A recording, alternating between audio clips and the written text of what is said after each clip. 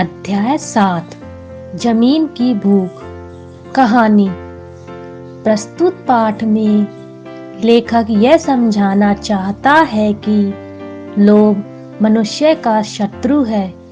लोभ ही सारे पापों का जनक और विवेक का शत्रु है। यह विवेक को जागृत ही नहीं होने देता है। जब तक कि बड़ी से बड़ी हानि और पश्चाताप की स्थिति न उत्पन्न कर दे। लोभ की अग्नि का तो एक ही उपचार है कि निर्लोभ रहा जाए। दीना ने कड़ी मेहनत से गांव के संपन्न किसानों के बीच अपना स्थान बनाया था। हरे भरे खेत, पशुधन और नौकर चाकर उसकी संपन्नता का बखान करते थे। उसे भी यह सब देखकर बड़ी खुशी होती और मन के किसी कोने में दबा अहंकार भी पुष्ट होता।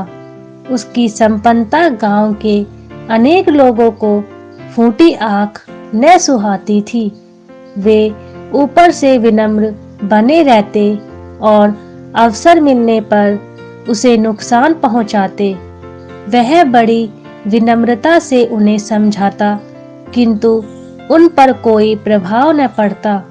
उसका सबसे समीप का पड़ोसी उसे नुकसान पहुंचाने में सदा आगे रहता। जब उससे सहा न गया तो उसने अदालत में अर्जी दी। परिणाम यह हुआ कि 2-3 लोगों को अदालत ने जुर्माने से दंडित किया। लोग दीना से बैर रखने लगे। एक दिन दीना अपने घर के बाहर चबूतरे पर चारपाई बिछाए बैठा था। एक परदेसी किसान उसके घर के सामने से निकला। उसने दीना को बताया कि वह सतलुज पार से आ रहा है। वहाँ उपजाऊ जमीन यूं ही पड़ी है। वहाँ की बस्ती में नए बसने वाले किसान को 20 एकड़ जमीन मुफ्त मिल रही है। वहां रहकर खेती करने वाले किसान बड़ी जल्दी संपन्न हो जाते हैं। वहां के लोग संपन्न भी हैं और व्यवहारिक भी। वे चाहते हैं कि उनकी बस्ती बड़ी हो, अधिक लोग वहां रहे। दीना अपने गांव के लोगों के व्यवहार से असंतुष्ट तो था ही। एक दिन गांव छोड़कर परिवार के साथ उस स्थान पर जा पहुंचा जिसकी चर्चा परदेसी किसान ने की थी। एक बड़े गांव की पंचायत में सम्मिलित होकर उसने जमीन का पट्टा प्राप्त कर लिया। सम्मिलित जमीन से उसे और उसके परिवार के लिए 100 एकड़ जमीन दे दी गई थी। वह मेहनत से खेती करने लगा। वह पहले से भी अधिक संपन्न हो गया। उसने अपना नया मकान बनवा लिया और बहुत से जानवर खरीद लिए। दीना आराम से रहता था और अपनी सफलता पर गर्व करता था। कुछ दिनों में ही वह अपने उस संपन्नता के जीवन का अभ्यस्त हो गया और अनुभव करने लगा कि उसकी जमीन पर्याप्त नहीं है। कुछ और अधिक होती तो वह और अधिक सुख सुविधा का जीवन व्यतीत करता। यह मनुष्य का स्वभाव है कि उसको जितना सुख मिलता है वह उससे अधिक सुख प्राप्त करने की कामना करने लगता है। थोड़ा समय यूं ही बीत गया। एक दिन किसी सौदागर ने रात्रि व्यतीत करने हेतु दीना के किवाड़ खटखटाए और अपना हेतु बताया। दीना प्रेम पूर्वक उसे भीतर लाया, उसके लिए बिस्तर लगाया और उसे भोजन करवाया। सौदागर उसके व्यवहार से प्रभावित हुआ और वे लोग बातचीत करने लगे। जमीन और खेती बाड़ी की चर्चा हुई। सौदागर ने उसे बताया कि वह नेतानी नदी के उस पार से आ रहा है। वहां इतनी अधिक उपजाऊ जमीन खाली पड़ी है कि जितनी चाहे लेकर जोत लो। सौदागर की बात सुनते ही दीना नेतानी नदी के पार जमीन का किसान बनने के सपने देखने लगा। उसने अगले दिन सौदागर को विदा किया और सौदागर के बताए स्थान के विषय में आवश्यक पूछताछ की। संतुष्ट होकर उसने वहां जाने की तैयारी आरंभ कर दी। वहां के लोगों को भेंट देने के लिए उसने चाय के डिब्बे, मिठाई, कपड़े और अन्य अनेक वस्तुएं ले ली। घर की देखभाल का कार्य पत्नी को सौंपकर और एक आदमी अपने साथ लेकर वह यात्रा पर निकल पड़ा। 7 दिन बाद वह उस स्थान पर पहुंचा जहां से कोलों की बस्ती आरंभ होती थी। उसने देखा कि नदी के किनारे जमीन ही जमीन है, सब खाली पड़ी है। वहां के लोग खेती नहीं करते थे। पशुपालन और शिकार ही उनकी जीविका का आधार थे। वहां के लोग सीधे और सरल स्वभाव के थे। दीना ने साथ लाई वस्तुओं की भेंट देकर उन लोगों को खुश कर दिया और दुभाषियों के द्वारा अपने वहां पहुंचने का उद्देश्य बता दिया। लोगों ने भी दीना का उत्साह से स्वागत किया। उसे सबसे अच्छे डेरे में ले जाकर बैठाया। दीना के सम्मान में उन लोगों ने एक शानदार दावत दी। दीना ने कहा, मैं आपकी जमीन देखकर बहुत खुश हुआ हूँ। हमारे यहाँ जमीन की कमी है और वह आपकी जमीन की तरह उपजाऊ भी नहीं है। उसी समय एक आदमी रोएदार बड़ी टोपी लगाए वहां आया। सब उसके सम्मान में खड़े हो गए। दुभाषी ने बताया कि यही हमारा मुखिया है। दीना भी उसके सम्मान में खड़ा हो गया। उसने तुरंत अपने सामान में से बढ़िया बढ़िया चीजें निकाली और सरदार को भेंट कर दी। सरदार ने दीना की भेंट सहर्ष स्वीकार कर ली। लोगों ने सरदार को दीना के आने का उद्देश्य बता दिया। सरदार ने अपने साथियों की बातें सुनकर दीना से कहा, हमारे यहाँ जमीन की कमी नहीं है। जितनी चाहो अपनी पसंद की उतनी जमीन ले लो। दीना ने कहा, मैं चाहता हूँ कि जो जमीन लूँ कस्बे की अदालत में उसकी पक्की लिखा पढ़ी हो जाए। जब सरदार ने दीना की शर्त मान ली तब दीना ने पूछा, जमीन किस भाव मिलेगी? 1000 रुपया प्रतिदिन, सरदार ने उत्तर दिया। दीना चकित हुआ बोला, मेरी समझ में नहीं आया, एक दिन का यह कैसा हिसाब है? सरदार ने कहा, एक दिन में पैदल चलकर जितनी जमीन तुम नाप डालो उतनी ले लो। एक दिन का मूल्य 1000 होगा। एक शर्त और है, यदि तुम जहां से चले जाओगे उसी स्थान पर उसी दिन सूर्यास्त के पहले न लौट आओगे तो तुम्हें जमीन नहीं मिलेगी और तुम्हारा 1000 रुपया जब्त कर लिया जाएगा। दीना ने सोचा कि दिन भर में बहुत सारी जमीन घेरी जा सकती है। वह तुरंत मुखिया की शर्त पर जमीन लेने को तैयार हो गया। बात पक्की हो गई। अब अगली सुबह की प्रतीक्षा थी। रात भर उसे नींद न आई। विचारों की विशालता में जमीन का ही बिंदु घूमता रहा। वह सोचता रहा कि अपनी सारी शक्ति को वह चलने में ही लगा देगा, जिससे अधिक से अधिक जमीन घेरी जा सके।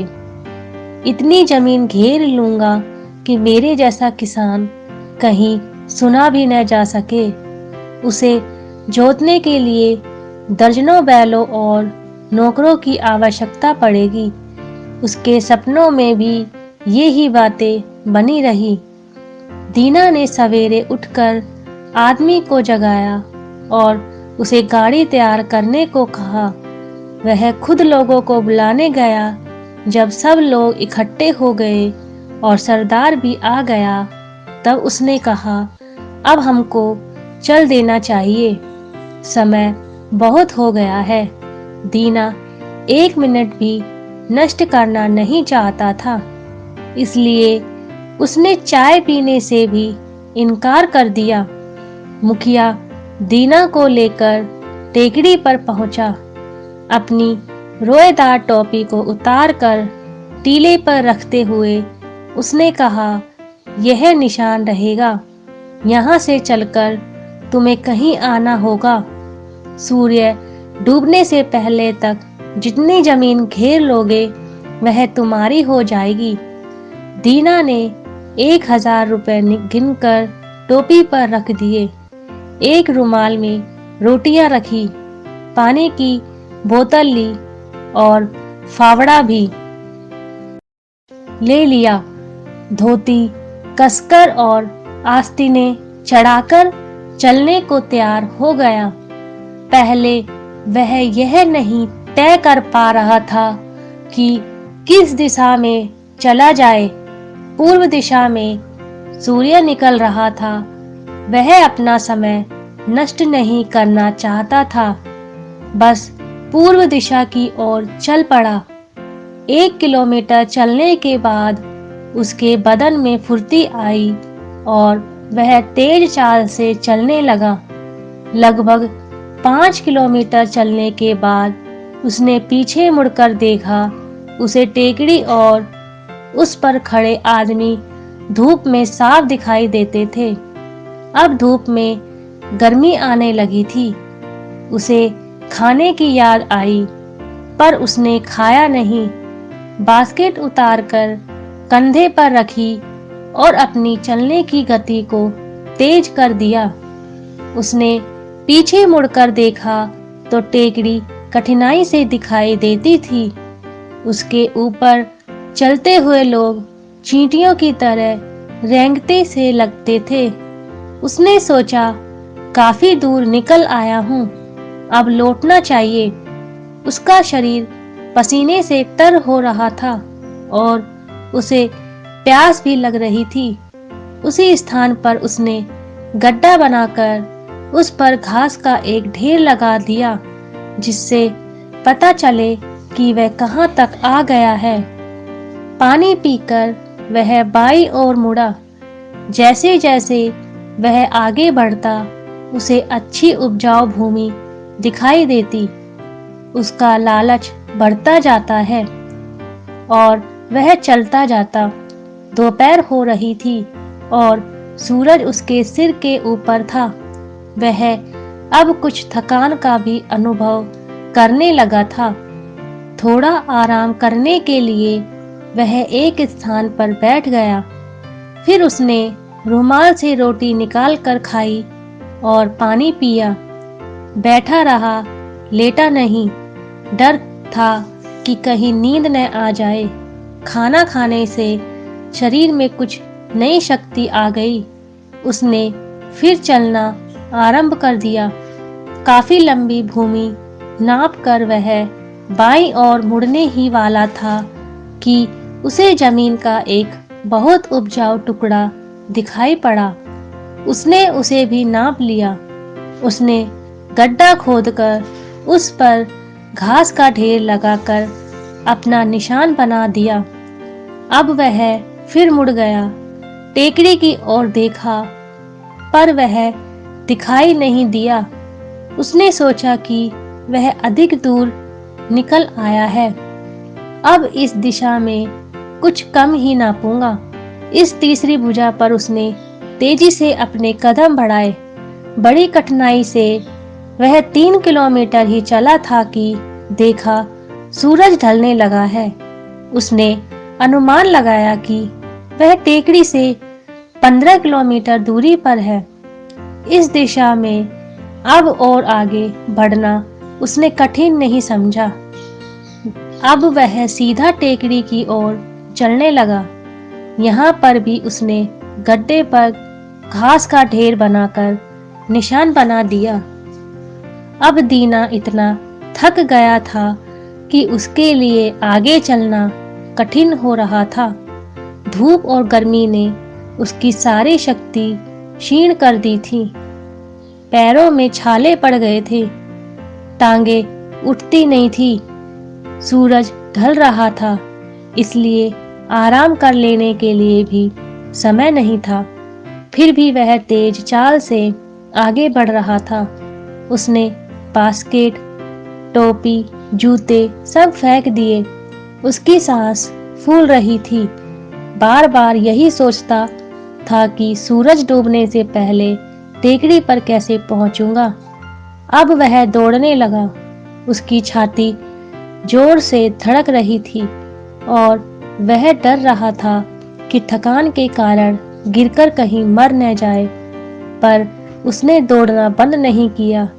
वह उन लोगों के सामने हार मानकर अपनी हंसी नहीं कराना चाहता था। सूरज क्षितिज में समाया जा रहा था। दीना भी अपने निकट के स्थान पर आ गया था। टेकड़ी पर खड़े लोग चिल्लाकर उसे उत्साहित कर रहे थे। उसे टेकड़ी पर टोपी और उसके निकट बैठा सरदार साफ दिखाई दे रहे थे। उसने निराश दृष्टि से सूर्य की ओर देखा। सूर्य धरती के नीचे धंस चुका था। दीना जान गया कि टेकड़ी तक पहुंचते पहुंचते अंधेरा हो जाएगा। उसके मुख से एक चीख निकल गई। उसकी सारी मेहनत व्यर्थ हो गई थी। टेकड़ी पर लोग अब भी पुकार रहे थे। ये ऊंचाई पर थे और अब भी उन्हें सूरज दिखाई दे रहा था। दीना ने भी देखा कि टेकड़ी पर अभी धूप है। अपनी सारी शक्ति समेटकर उसने लंबी सांस खींची और वह आंख मूंदकर टेकड़ी की ओर दौड़ा।